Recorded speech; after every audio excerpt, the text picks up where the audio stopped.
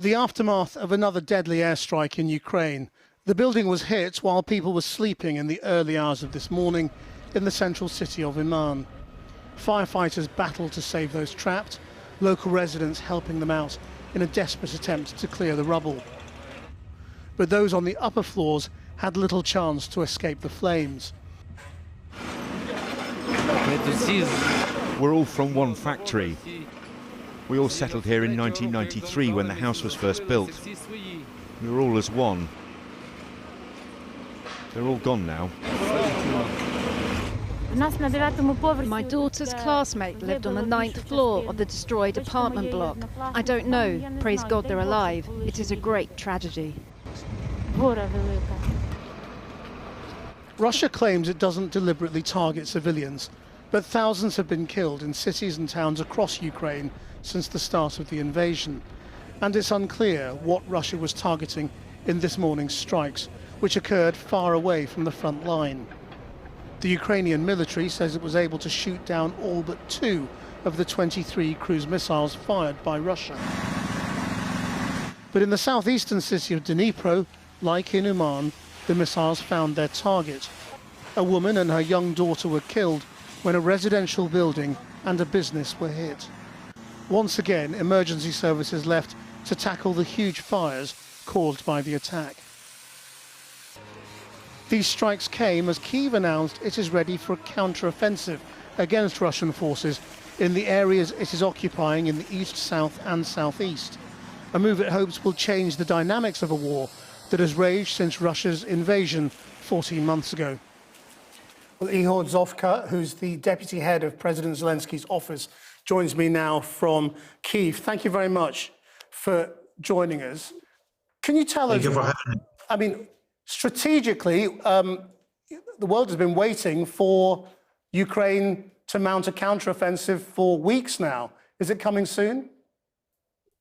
Not only the world has been awaiting, Ukrainians have been awaiting and being prepared.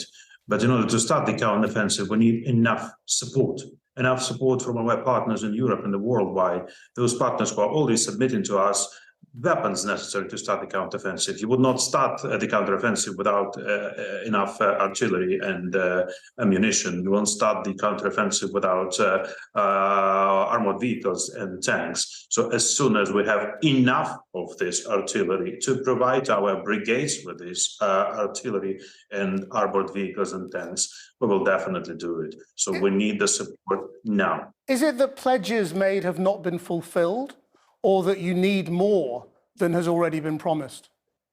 It's both, because sometimes there is a distance between what is pledged, what is promised, and what is really delivered. And by delivering, we mean when these weapons, when this equipment is on the battlefield.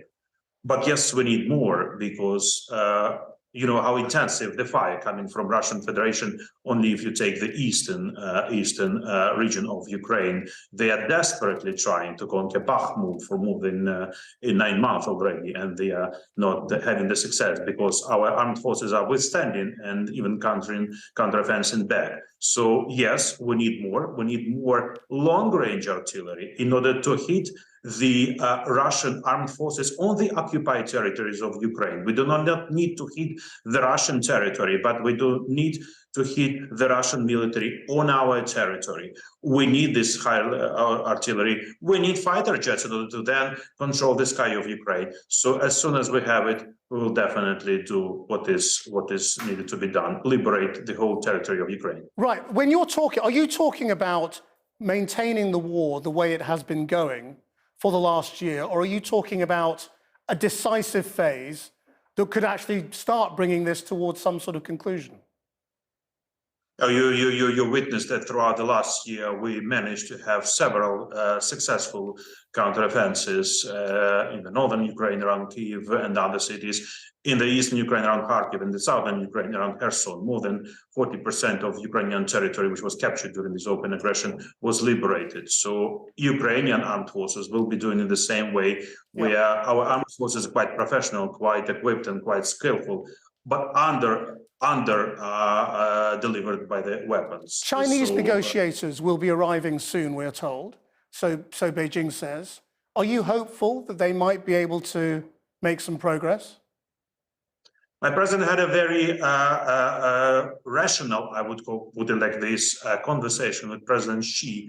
We discussed the Ukrainian peace formula. We discussed how China can bring its efforts to bring just peace to my country. But this peace would not be under any Russian, conditions. This peace would mean the withdrawal of all the Russian troops from Ukrainian territory and restoring Ukrainian integrity and sovereignty over the whole territory of Ukraine as of 1991.